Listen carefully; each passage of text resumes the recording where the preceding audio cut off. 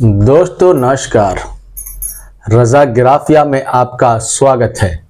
महाराष्ट्र विधानसभा का नतीजा आ चुका है और कांग्रेस गठबंधन वहां पर बुरी तरह से हार चुकी है। ऐसा समझो कि वहां पर सरेंडर कर चुकी है, लेकिन ये कांग्रेस के लोगों को कभी भी होश में आने वाले नहीं है।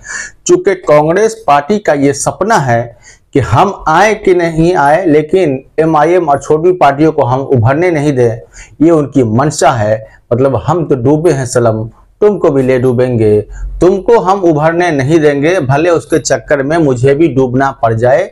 और ये वाक्य एकदम सच साबित हुआ है महाराष्ट्र में एआईएमआईएम को हराने के लिए कांग्रेस और राष्ट्रवादी के लोगों ने जितना घटिया काम किया है, जितना घिनौना काम किया है, उसकी निंदा जितनी कही जाए कम है। देखिए, महाराष्ट्र के जो प्रेसिडेंट थे इम्तियाज जलील को हराने के लिए वहां पर वंचित बहुजन आघाड़ी ने वहां पर अपने कैंडिडेट को उतार दिया, जो 7,000 वोट लेके आया। और समाजवादी पार्टी के 5,000 दोनों मुस्लिम कैंडिडेट थे और बहुत सारे कैंडिडेट 200, 300, 500, 60, 70, 80 करके टोटल 15,500 मुस्लिम वोट काट लिए वहां पर इम्तियाज जलील को हराने के लिए। और इम्तियाज जलील कितने से हारा? सिर्फ 2,000 वोट से हारा है और 15,500 मुस्लिमों का वोट मुस्लिमों ने काट के वहां पर इम्तियाज जलील को हरा दिया। दूसरी तरफ औरंगाबाद सेंट्रल में भी वहां पर भी देखिए सिद्दीक साहब वहां पर खड़े हुए थे, उसको भी उन्होंने 8,000 वोटों से हरा दिया। जबकि वो दोनों कैंडिडेट वहां से शुरू से लीड कर रहे थे, लेकिन लास्ट में आके सारे मुसलमानों ने जब वहां से वोट काटना शुरू कर दिया तो वहां से सिद्दीक साहब भी हार गए और वहां से इम्तियाज जलील भी हार गए। बहुत दुख की बात है कि एमआईएम के मुसलमानों बिकाऊ हो गए हैं और बिकते रहते हैं। मुसलमानों का अपना जमीर जिंदा नहीं है। मुसलमान को मर चुका है। चंद पैसों के लिए, चंद सिक्कों के लिए मुसलमान अपना जमीर तक बेच देता है। दो जीता हुआ कैंडिडेट महाराष्ट्र से हार गया, बहुत ही अफसोस की बात है।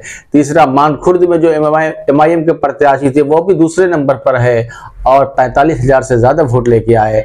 और सिर्फ एमआईएम का जो खाता खुला है महाराष्ट्र में वो मुफ्ती मोहम्मद इस्माइल ने खाता खोला, और वो भी मालूम है कितने? सिर्फ 75 वोटों से जीत हासिल किया है, सिर्फ 75 वोटों से। तो सोच लिए मुसलमानों में कितने कौम के दलाल और गद्दार भरे हुए हैं।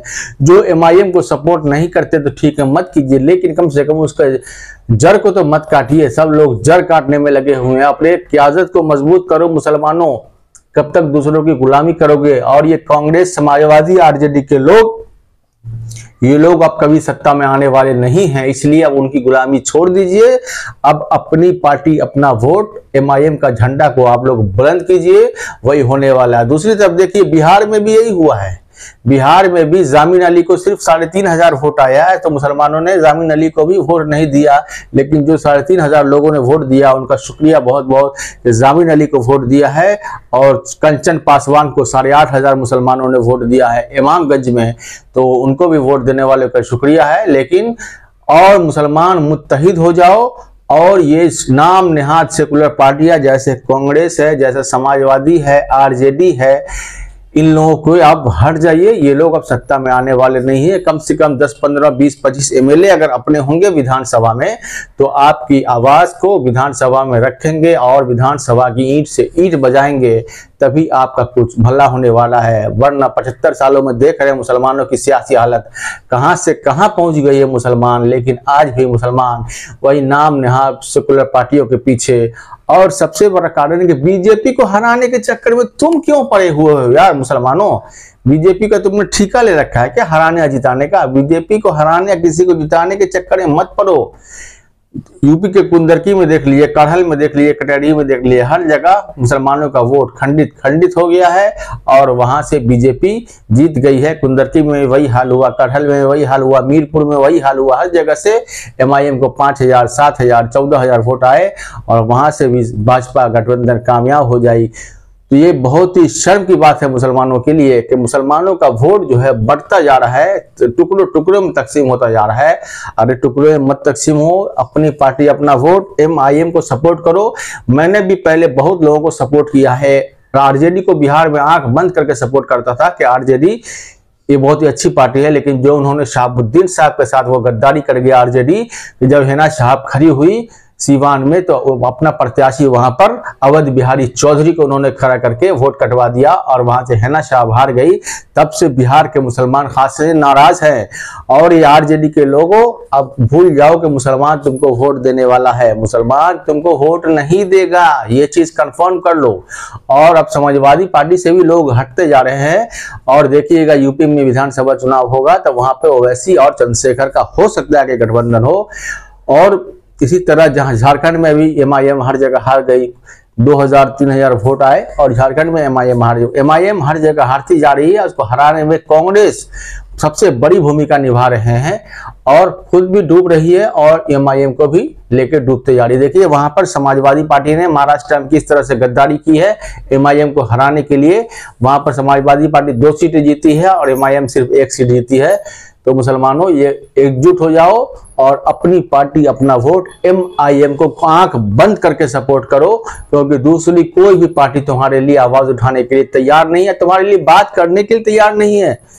मुसलमान लफ्ज बोलना उन लोगों को अच्छा नहीं लगता, अल्पसंख्यक बोलते हैं, मतलब मुसलमानों बोलने से ऐसा लगता है उसको क्या हो जाएगा पता नहीं, अल्पसंख्यक बोल के मुसलमानों की आवाज बोलते हैं वो लोग। इसीलिए ओवैसी साहब के हाथों को मजबूत कीजिए और 2025 का विधानसभा इलेक्शन होने वाला है, उसमें एमआईएम को जिताने के लिए सारे 243 विधानसभा क्षेत्र में अभी से सारे मुसलमानों और दलितों लग जाओ और वहां पर हर विधानसभा बूथ पर एमआईएम का परचम लहराओ और वहां से मुसलमानों को सबसे बड़ी कामयाबी मिलेगी। और संभावना ऐसी है इस बार देखिएगा, पिछली बार 5 जीते थे जिसको आरजेडी 4 को तो हड़प ली, लेकिन इस बार देखिएगा 5 नहीं कम से कम 25 एमएलए एमआईएम के जीत के आएंगे और आरजेडी का तो सपना पूरा होने वाला नहीं है कि वहां से तेजस्वी मुख्यमंत्री बनेगा। 2025 तो क्या 3025 में भी मैं 100 बार बोल चुका हूं, 3025 में भी तेजस्वी यादव मुख्यमंत्री बनने वाला नहीं है। कि आरजेडी ने वहां देखे ना बिहार में 4 सीटों पर उपचुनाव हुआ, कितने मुसलमानों को टिकट दिया, सिर्फ मुसलमानों का वोट चाहिए वोट, लेकिन हिस्सेदारी नहीं देंगे, विधानसभा का टिकट नहीं देंगे, विधान परिषद में नहीं भेजेंगे, राज्यसभा नहीं भेजेंगे, लोकसभा का टिकट नहीं देंगे। इसीलिए मुसलमानों यूनाइट हो जाओ और आंख बंद करके एमआईएम को सपोर्ट कीजिए और एमआईएम को मजबूत कीजिए। कैसा लगा हमारा वीडियो कमेंट में अपनी राय जरूर दें। वीडियो अच्छी लगे तो चैनल को सब्सक्राइब जरूर करें। मिलते हैं अगली वीडियो में, तब तक के लिए धन्यवाद।